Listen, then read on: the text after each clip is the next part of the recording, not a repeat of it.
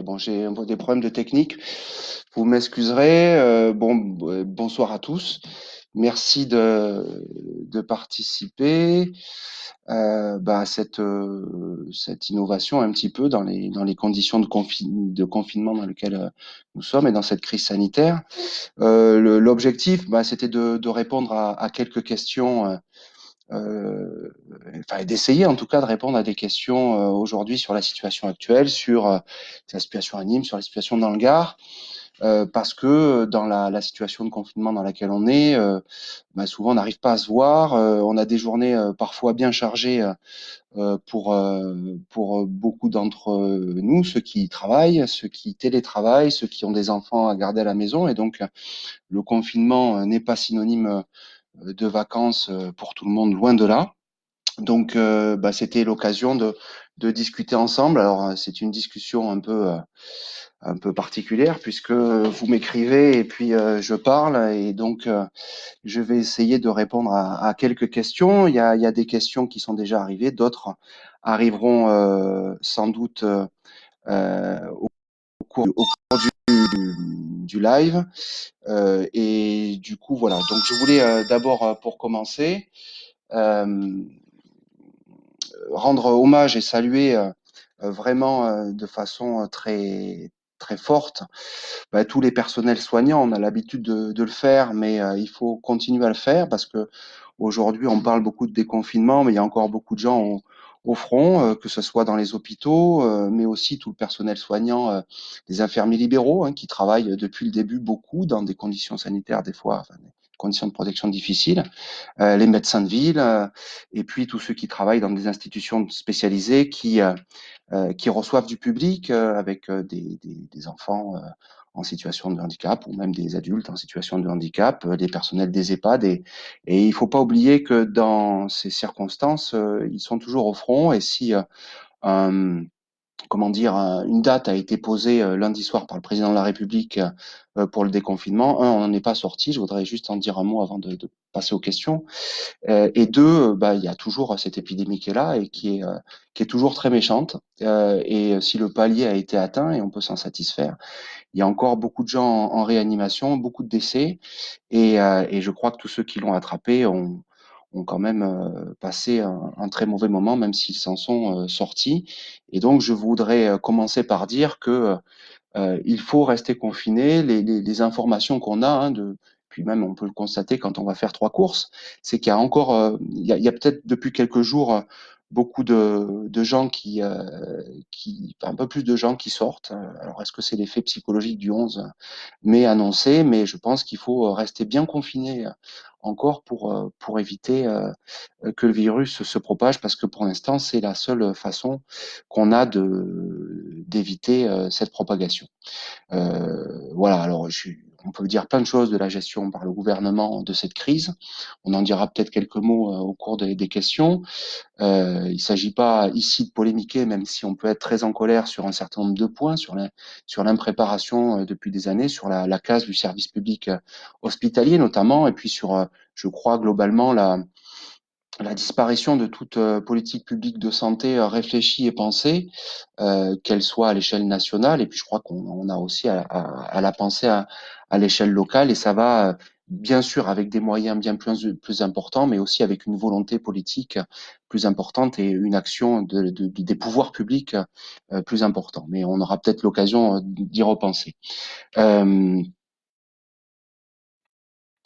alors voilà, il y a des, il y a des questions qui arrivent, mais je voulais prendre, parce qu'il y en a quelques-unes qui sont déjà arrivées par Internet, par les mails, par les différents canaux, et donc en dire quelques mots, en commençant notamment, alors je vais pas forcément reprendre, j'en ai une douzaine, mais par prendre ce qui me paraît en ce moment, à côté de la crise sanitaire, une urgence absolue, c'est l'urgence sociale.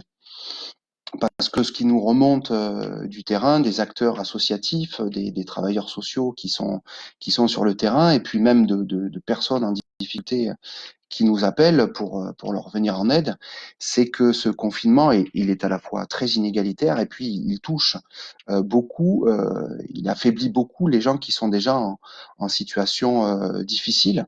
Et on se retrouve dans des cas d'urgence sociale qui sont terribles.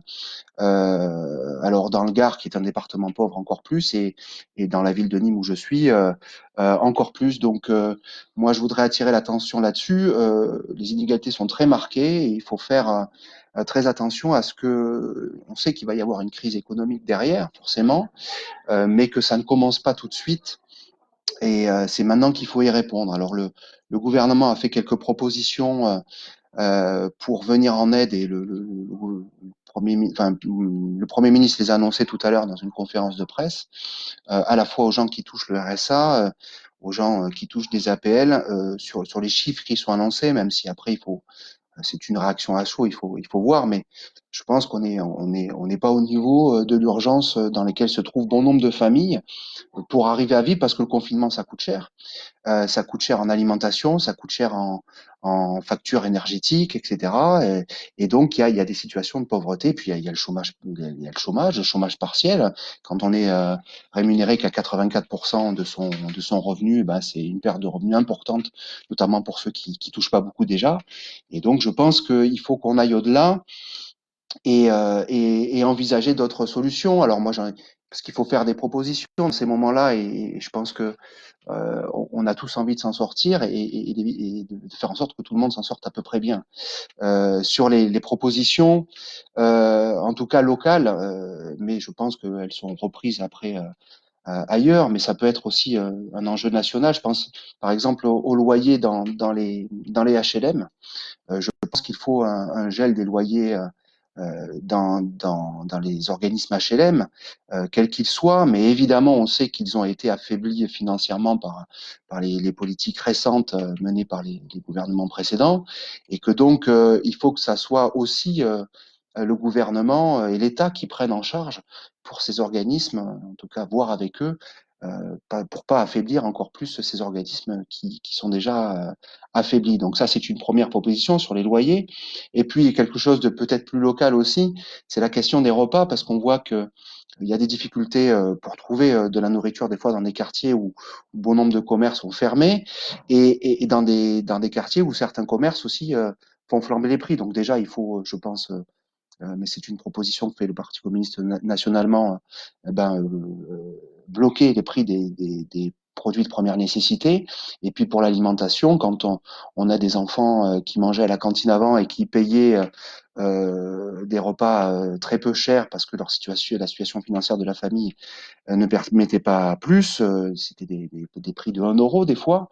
Je pense il faut envisager, moi je ne veux pas donner de leçons et je dis pas que tout est facile, faut évidemment respecter les, les préconisations sanitaires et pour le personnel municipal aussi, mais voir comment les cuisines centrales des villes ou des collèges ou des lycées puissent se mettre à refonctionner, puisqu'ils ont des marchés, des fois avec des prestataires, avec des fournisseurs. Ça peut aussi aider des fournisseurs, des producteurs locaux à vivre, et ça c'est important pour permettre à ces familles d'accéder à de la nourriture et à des repas. Voilà. Alors, je ne suis pas sûr que, pour en avoir discuté avec des acteurs associatifs qui livrent des repas déjà à domicile, je suis pas sûr que ça soit facile de faire à manger et de livrer les repas tous les jours, il y a il y a la possibilité peut-être de faire des paniers à partir des produits qui arrivent dans les cuisines centrales, parce qu'on a besoin d'alimenter tout le monde. Et aujourd'hui, il y a des gens c'était déjà le cas avant, les inégalités, on ne le découvre pas, la pauvreté, on ne la découvre pas, mais elle s'accroît. Et voilà. Et donc, j'en profite pour saluer tous les acteurs associatifs qui prennent le relais beaucoup et qui travaillent encore plus que d'habitude, qui prennent le relais des autorités qui peuvent pas, qui ne peuvent pas dans la situation actuelle tout faire, mais aussi parce qu'ils n'y mettent pas suffisamment de moyens, je pense à l'État, et qui, heureusement qu'elles sont là pour ces associations pour subvenir aux besoins euh, des, des personnes les plus en difficulté. Oui, Muriel met un mot, j'ai un autre mot qui arrive par SMS. Il y a des gens aussi qui vont passer à travers, visiblement, mais faut décrypter un peu plus les annonces qui ont été faites ce midi, qui vont passer à travers des aides, et notamment les jeunes, les gens qui sont en intérim, les saisonniers aussi, et ça va être une difficulté. Et on sait que dans notre département, les saisonniers, ben, il y en a beaucoup.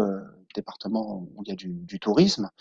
Et aujourd'hui, ces personnes-là sont sans aucune ressource et il faut pouvoir les aider. Et je crois que l'enveloppe qui a été donnée par le gouvernement pour aider financièrement ces 4 millions de foyers, d'après ce que j'ai entendu, c'est 1 milliard d'euros. 1 milliard d'euros, à mon avis, on n'est pas au niveau sur les 110 milliards qui sont mis sur la table aujourd'hui. L'urgence sociale est bien plus grande et je crois que on le sent bien, nous qui habitons des régions qui sont en difficulté, des villes qui sont en difficulté. On voit bien les problèmes qui vont s'accumuler. Ça fait un mois de confinement, ça va en faire deux. Et je suis pas sûr qu'une prime exceptionnelle de 150 euros, c'est ce qui a été annoncé pour les gens qui sont à RSA par couple, plus 100 euros, je crois, par enfant supplémentaire, suffisent pour les 2 mois de confinement. Je suis même convaincu du contraire. Donc, je pense qu'il faut aller davantage. Et je pense que les collectivités qui sont déjà, je veux dire un mot là-dessus rapidement, hein, moi, je pense que globalement, sur l'analyse qu'on peut faire, c'est que on a je parle pas des personnes évidemment, parce qu'il y a des personnes très compétentes partout et qui aident, hein, mais globalement, l'État est défaillant dans cette crise-là en tant que coordonnateur, en tant que pilote, en tant que sur des sujets autres que simplement la sécurité. Et les collectivités, bien souvent, ont pris le relais. Elles vont avoir d'ailleurs certainement des difficultés financières. Elles en avaient déjà. C'était aggravé par les politiques précédentes d'austérité, d'abaissement des finances des collectivités territoriales par l'État. Et je pense que ces collectivités jouent le rôle qu'elles peuvent. On peut peut-être aller plus loin. Elles ont besoin de mobiliser. Et sur ces collectivités, la seule chose que je peux regretter, vraiment, je pense notamment aux communes là, parce que je crois que pour le département du Gard, enfin, j'en suis même sûr, et pour la région Occitanie, l'ensemble des élus, qu'ils soient de la majorité et de l'opposition, sont associés sur la ville de Nîmes et sur la ville d'Alès.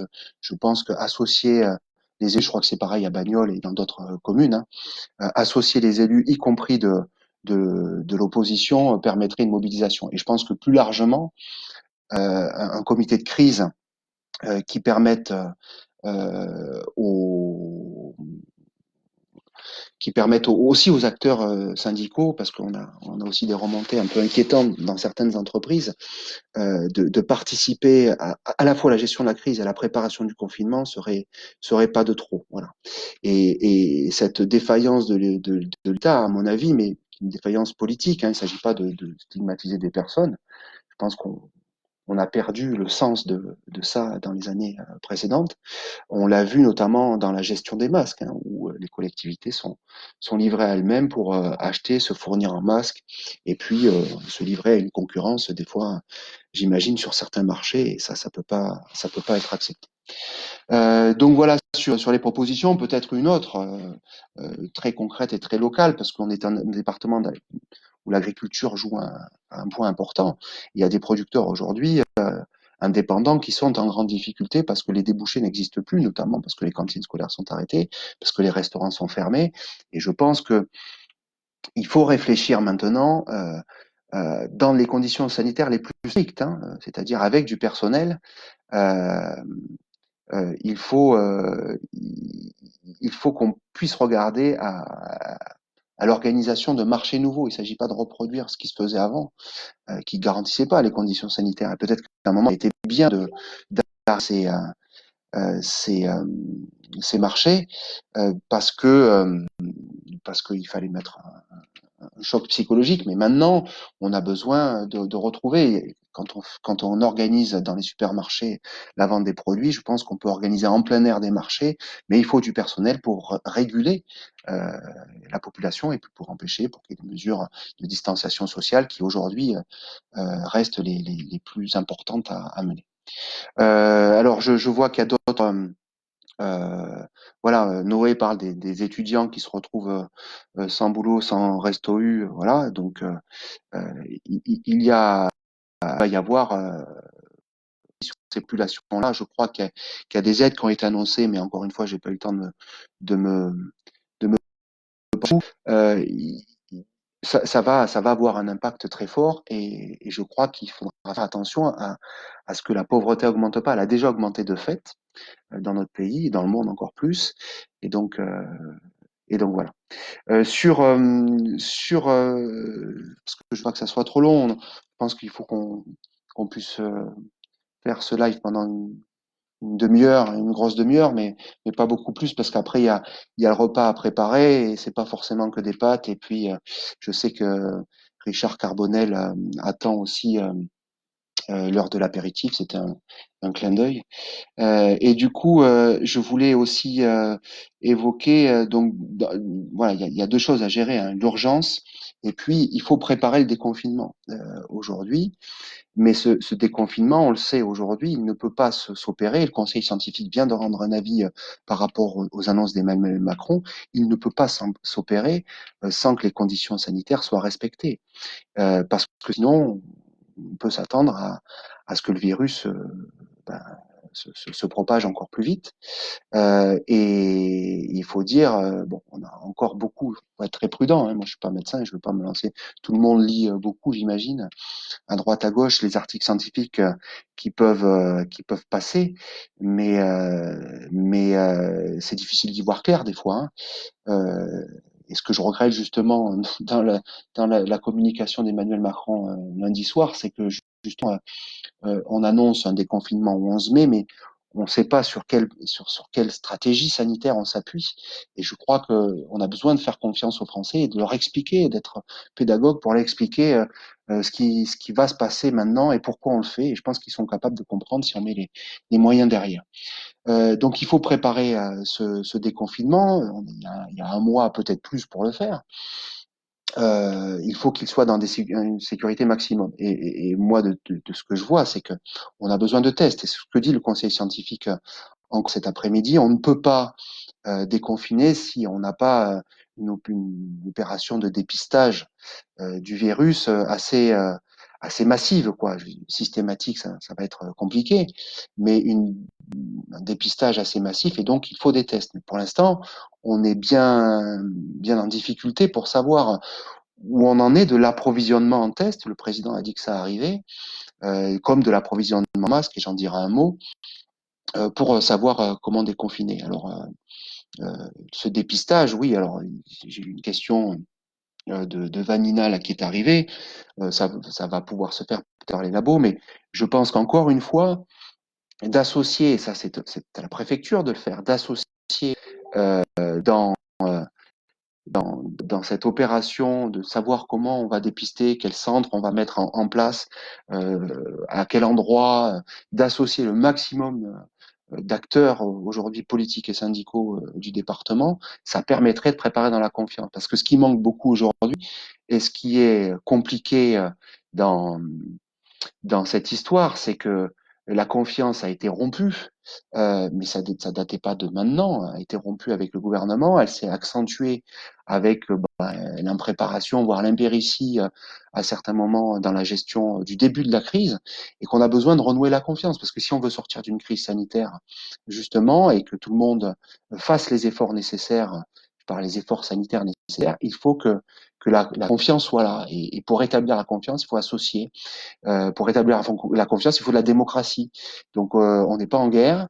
Et justement, la démocratie doit nous permettre d'associer le maximum d'acteurs dans la préparation du déconfinement. Donc, il faut des tests. Il faut savoir où on va les tester. Nous, on dit qu'on est à disposition pour aider à travailler cette question-là.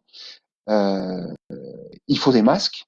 Et pour l'instant, bah, c'est pareil. Ils vont arriver, mais il y a encore une semaine, je sais que il y a, il y a des médecins libéraux qui avaient des stocks de masques, et je pense à Yves notamment, bah, qui les ont passés à l'hôpital parce que l'hôpital en avait besoin. Et d'ailleurs, je fais une parenthèse parce que euh, évidemment, on donne. Je comprends les gens qui participe à la collecte de dons qui a été lancée par le CHU parce que c'est humain et naturel. Et je dis pas que d'ailleurs, je l'ai pas fait ou que des amis n'ont pas fait, mais enfin, franchement, dans cette situation actuelle, c'est incroyable que l'hôpital public de Nîmes soit, soit en situation de faire appel aux dons pour acheter un respirateur, quoi, ou pour acheter des respirateurs. Bon, maintenant, le gouvernement a dit que 10 000 sont en préparation, donc on va voir, mais bon, en tout cas, entre les discours et la réalité de terrain, il y a des fois un décalage. J'en dirais aussi un mot par rapport aux gens qui sont aujourd'hui en entreprise. Euh, sur, sur les masques, justement, donc il faut qu'ils arrivent et le masque ne réglera pas tout parce que visiblement les questions de distanciation sociale sont cruciales, hein. Mais le masque permet un filtre supplémentaire. Il y a des questions qui sont arrivées sur les masques maison, on va dire, ou les masques alternatifs, donc tout ce qui est fait en tissu. Donc il y a plein de gens qui se sont, depuis le début, moi je veux saluer hein, tous les copains, les amis, je pense à Christine, à Florence, à Sabine, et puis au-delà, même à Clément Bonnet avec le Fab Lab qui se sont mis à fabriquer des visières, bon, qui ont essayé de produire des choses pour parler, euh, pour permettre à la solidarité de s'opérer, parce qu'on a besoin de solidarité et c'est bien. Les actions de solidarité sont bonnes à prendre parce que ça fait du bien et ça sera bien pour la suite. Je viendrai après sur la question de l'école. Hein. Sur la, donc, plein de gens se sont mis à fabriquer des masques alternatifs. Je sais qu'une opération a été montée avec le département du Gard, pilote et cette association pour pour fabriquer des masques et donc en tissu hein, et donc des fournitures sont achetées par le département et ensuite des associations notamment travaillent pour les coudre et pour fournir notamment les publics qui sont les plus en difficulté. Euh, il faut pouvoir articuler les deux. C'est-à-dire que quand on fait ça, c'est pas pour dire à l'État, c'est bon, vous inquiétez pas, on s'occupe de faire des masques en tissu, quoi. On fait ça parce que justement, on n'en a pas assez. Donc nous, on est capable de faire de la solidarité, faites-le aussi à l'échelle nationale. Est-ce que ces masques, une question a été posée, ils sont plus aussi sûrs que les masques professionnels, pour simplifier? Visiblement, non. Ils permettent simplement, mais c'est déjà peut-être beaucoup, dans la situation dans laquelle on est, d'éviter que nos propres postillons, pour le dire vite, aillent sur les autres. Et donc, c'est déjà bien. Je ne sais pas quels seront les masques commandés, promis par Emmanuel Macron pour tous les Français, mais il va falloir qu'il y ait un éclaircissement aussi là-dessus, parce que la transparence, c'est aussi un gage de confiance et je pense que il vaut mieux dire concrètement la vérité que de mentir parce qu'au bout d'un moment, ça se retourne toujours contre soi. Donc bravo à tous ceux qui font ces gestes de solidarité, qui ne le font pas pour dédouaner l'État, bien au contraire, à mon avis. Et je sais que Christine, comme Christine Thomé, qui a pris l'action sur les couturières solidaires dans le département, enfin, qui a relayé cette action avec d'autres, hein, le font pas pour dédouaner l'État, mais elles le font parce que on a besoin de faire preuve de solidarité. Sur l'école, oui, alors bon, l'annonce du 11 mai, retour à l'école, bon, ça a séché tout le monde, je crois, tous les enseignants, peut-être mes parents. Euh, et, euh, et du coup, bon, ce qu'on a compris, c'est que Emmanuel Macron a fixé une date, certainement un choc psychologique, ça fait peut-être du bien de savoir qu'on va s'en sortir un jour du confinement. Mais en même temps, aujourd'hui, ils nous disent qu'ils ont 15 jours pour préparer comment ça va se faire. Ce dont on peut penser, c'est qu'effectivement, si on veut faire retourner la machine économique, il faut que les enfants puissent être gardés. Et puis on sait qu'il y a aussi des situations compliquées dans certaines familles, sociales hein, notamment, en plus du retard scolaire qui peuvent être pris pour les élèves en difficulté, qui fait qu'on pousse à ce que les enfants retournent à l'école. Mais il est évident que personne n'y retournera si les conditions sanitaires ne sont pas respectées. Et aujourd'hui, quand on connaît le fonctionnement d'une crèche, d'une école, d'un collège et d'un lycée, on voit mal comment on peut y arriver aussi facilement. Donc, ils sont un peu rétropédalés. On va voir concrètement le plan qui est proposé, mais de toute façon, voilà. Ce qui est un peu embêtant, c'est de prendre comme prétexte la question des inégalités scolaires qui se renforcent, parce que c'est vrai. Euh, mais euh, mais aujourd'hui, on a besoin je crois, d'abord de s'occuper de la santé et puis des questions sociales. Voilà, le retard scolaire, on trouvera un moyen pour le faire. Sur sur ça, alors, il y a des questions qui sont les gestes d'établissement scolaire, me dit Lionel, donc ça va se faire. La question du nettoyage aussi, parce que après, parce que le gouvernement dit ça, mais ça impacte aussi les collectivités locales quand même, hein, les écoles, les crèches, les lycées, les collèges, c'est les collectivités locales. C'est aussi un personnel qui nettoie, et donc si on veut désinfecter, etc. Sur- euh, voilà ce qui a été dit. Juste parler des municipales parce que on m'a posé des questions là-dessus et je voudrais aussi en dire un mot. Juste deux choses. Oui, la dette des pays africains qui serait enfin, alors, annulée, suspendue, c'est pas très clair. Ça, c'est une bonne nouvelle du discours d'Emmanuel Macron. En même temps, ce que vient de décider aujourd'hui le Conseil européen, ou je sais plus si c'est le Conseil européen ou le G20, enfin, c'est de suspendre pour un an la dette. Hein. Donc, c'est quand même pas la révolution. Et il faut être très inquiet de ce qui peut se passer dans les pays les plus, enfin, qu'on dit en développement, mais qui sont aussi les pays les plus en difficulté. Sur la question des municipales, puisque ça n'a pas été évoqué, et puis qu'on arrive au bout d'une demi-heure et je veux pas être trop long non plus. On a eu donc quelques questions. Bon, déjà, les transports scolaires, dit Richard, ça, évidemment. Il y a eu quelques questions sur la question des municipales et du premier tour. C'est sûr qu'on est rentré immédiatement après le premier tour. On était déjà rentré un petit peu avant, mais brutalement dans le confinement, et donc on est passé dans un autre temps complètement inédit. Donc, j'avoue que on se voit toujours, hein, pour rassurer tout le monde. Les colistiers sont toujours en contact. On essaye de réfléchir, de travailler, de prendre des nouvelles. Et puis on est aussi tous, en fonction de nos moyens, dans des actions de solidarité ou d'information. Bref, voilà. Et donc, bon, pour en dire un mot sur l'analyse, bien sûr, beaucoup d'abstention. En même temps, je pense qu'elle a touché tout le monde euh, et que les gens qui sont venus voter, euh, eh ben, ils ont donné une indication. Et moi, je l'ai fait tout de suite, mais je voudrais remercier les gens qui nous ont fait confiance en plus grand nombre que ce que certains attendaient, et qui ont indiqué, je crois, quelle était la bonne marche à suivre ou la bonne tonalité si on veut demain avoir une politique de progrès social, de solidarité, de transition écologique qui sera évidemment à l'ordre du jour encore plus demain, et puis de démocratie, j'en ai parlé tout à l'heure.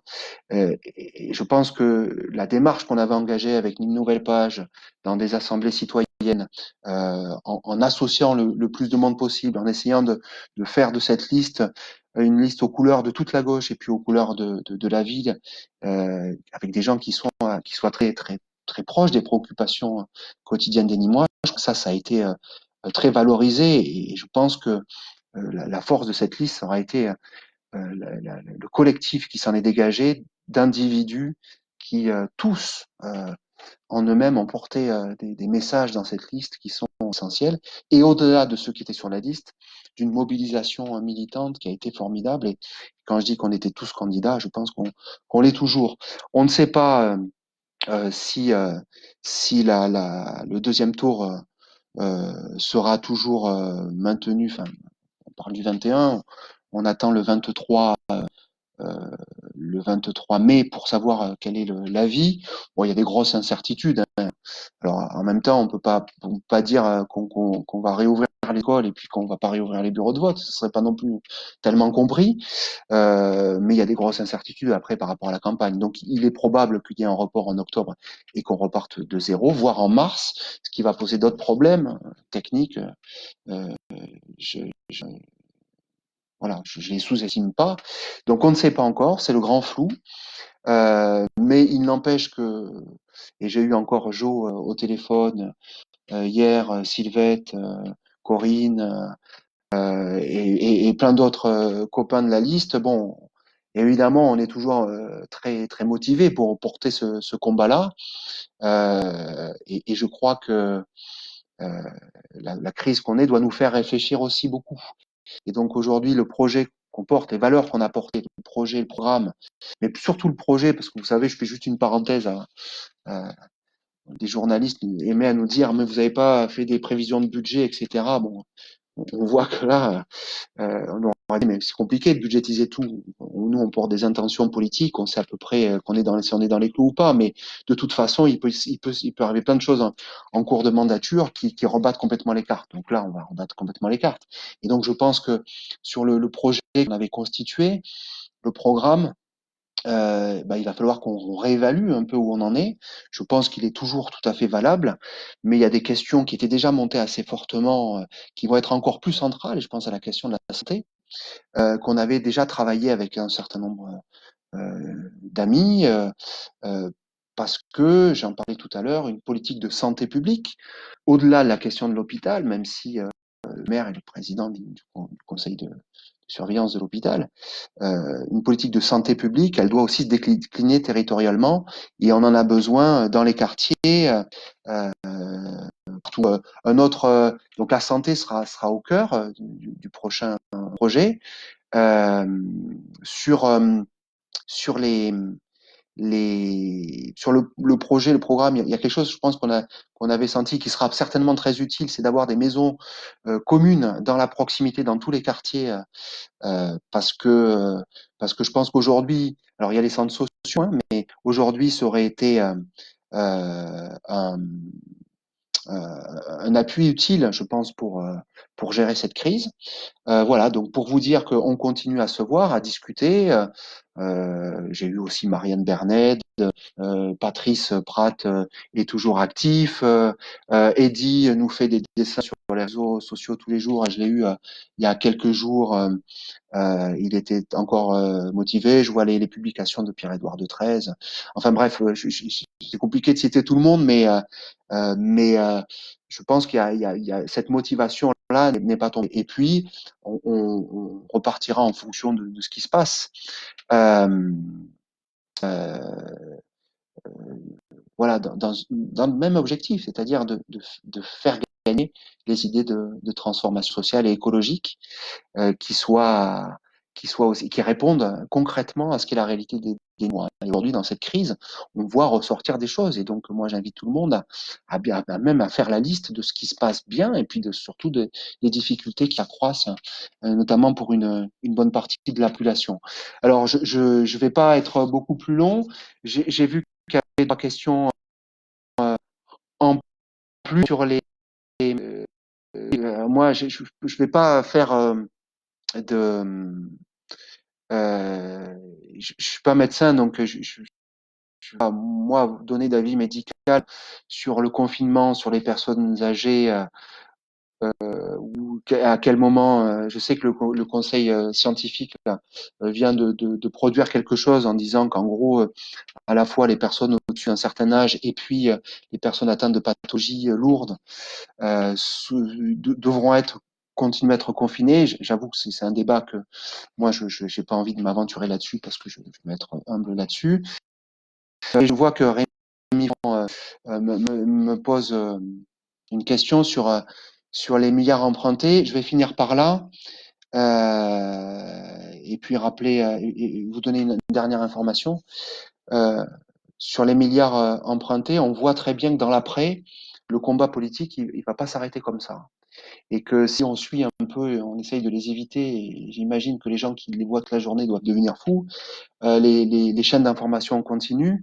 On entend les mêmes éditorialistes qui déjà nous racontaient des histoires avant la crise, continuer à déblatérer sur la dette, etc., comment on peut la rembourser, il faudra faire des efforts, il faudra libérer le travail.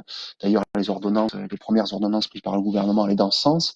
Moi, je pense qu'il va falloir qu'on se vide l'esprit de tout ça, hein, parce que on pourra pas voilà, des milliards, il y en a. Le gouvernement aurait pu interdire aux grandes entreprises de ne pas verser de dividendes euh, cette année. d'autant plus quand elles reçoivent des aides de chômage partiel. Or, c'est le cas des grandes entreprises qui versent des dividendes. Sur l'ISF, on n'a rien. Sur la flat tax, on n'a rien. Enfin bref, il va y avoir une bataille pour savoir qui finance tout ça. Et donc, il va falloir qu'on soit très fort pour porter les gens, ça soit pas toujours les mêmes, c'est-à-dire ceux qui étaient rien dans le discours d'Emmanuel Macron, qui subissent dans le discours d'Emmanuel Macron d'avant la crise, hein, qui subissent encore ça, hein. Aujourd'hui, ceux qui tiennent le pays à bout de bras, ce sont les personnels soignants, ce sont les agents de service public, les gens qui, dans les boîtes, ben, faut retourner la machine même dans des conditions difficiles. Et c'est cela, avec cela qu'on veut construire des choses. Il y a des réponses à apporter. On peut pas tout dire. Juste deux dernières choses. Oui, Sylvette m'envoie un message en me disant, j'avais publié que la situation dans les hôpitaux publics, on la découvre pas. On avait fait il y a 2 ans un tour de France des hôpitaux avec Pierre Dharréville. On avait déjà produit quelque chose et les communistes avaient porté une proposition de loi. Donc voilà, ceux qui nous disent demain on a changé, on sait ce qu'il faut faire. Bon, on n'est pas forcément obligé de leur faire confiance pour l'après. On va gérer la crise et puis après, il faut que la démocratie reprenne tous ses droits. Deux dernières informations.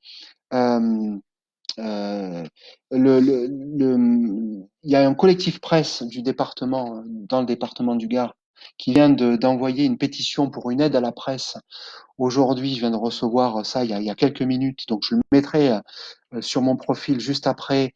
Une pétition qui est sur change.org parce que on a besoin, et quand je parle de démocratie, on a besoin de la presse. Et la presse est en grande difficulté aujourd'hui pour plusieurs raisons. Je rentre pas dans les détails, mais moi j'apporte tout mon soutien aussi aux journaux qui ont du mal à vivre et il risque d'y avoir beaucoup de dégâts dans la presse, notamment dans la presse de services publics qui étaient déjà menacés, mais aussi dans la presse indépendante qui n'est pas forcément adossée aux grands groupes. Donc ça, je pense que tout le monde est en capacité de le, de le signer, de le relayer. Et puis voilà, et je voudrais terminer en disant, voilà, faites remonter. On est en contact tous avec des situations, des cas difficiles. Il faut qu'on arrive à la fois à les gérer maintenant et puis à se dire que demain, ces situations difficiles, on trouvera des moyens pour que si une nouvelle crise arrive, et puis même s'il n'y a pas de crise, on sorte de ces situations compliquées.